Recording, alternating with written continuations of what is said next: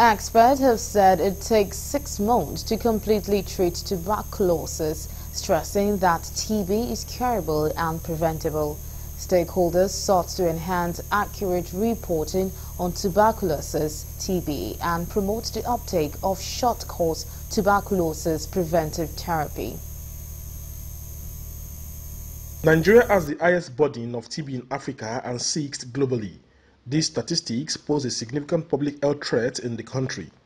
A WHO's 2022 Global TB report also estimates Nigeria's TB incidence at 219 cases per 100,000 population. Despite these alarming figures, experts say the implementation of the National Strategic Plan 2021 to 2026, aimed at achieving universal access to quality TB prevention, diagnosis and treatment services by 2026 will help address grey areas around TB. To treat tuberculosis, to treat it completely, you need a 6-month treatment therapy. We call it DOTS, directly observed treatment therapy, or directly observed, treatment therapy.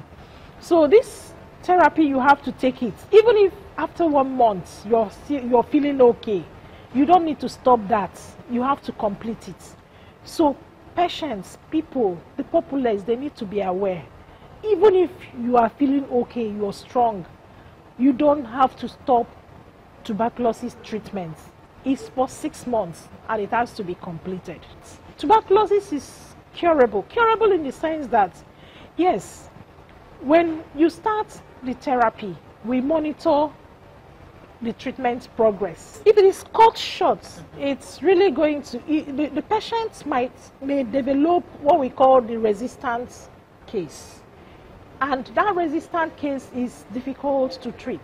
And it comes with its problems, in the sense that that resistance case may take a longer time to treat compared to the 6 months regimen.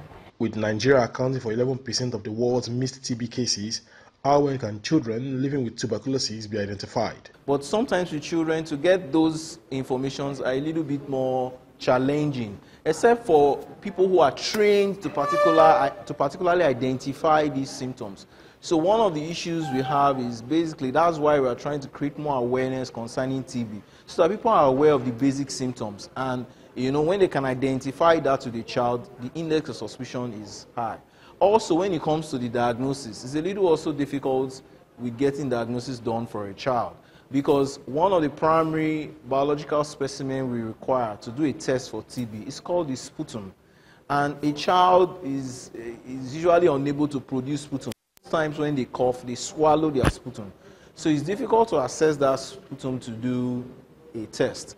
But reliably now, one of the things we do is we're able to collect stool samples, and then they go through a gene expert test where we get good results. On her part, the executive director of JADE, Olayide Akoni, noted that it was imperative to address prevailing myths around TB preventive treatment by promoting treatment literacy through the media. We know that TB is curable, but oftentimes because of the myths and misconceptions, people fear and think, oh, maybe this is witchcraft, oh, this is something that somebody has done, it's a curse and all of that. But we know that TB is curable and treatment is free.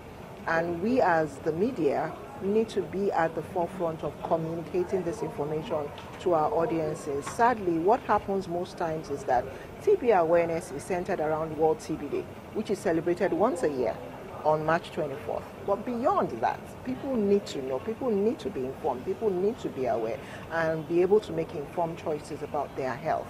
We see that Nigeria still has a huge burden of TB, and from the data that was presented today, we're still missing a huge number of TB cases, and so we have a role to play in communicating and creating awareness that will support uptake of TB services.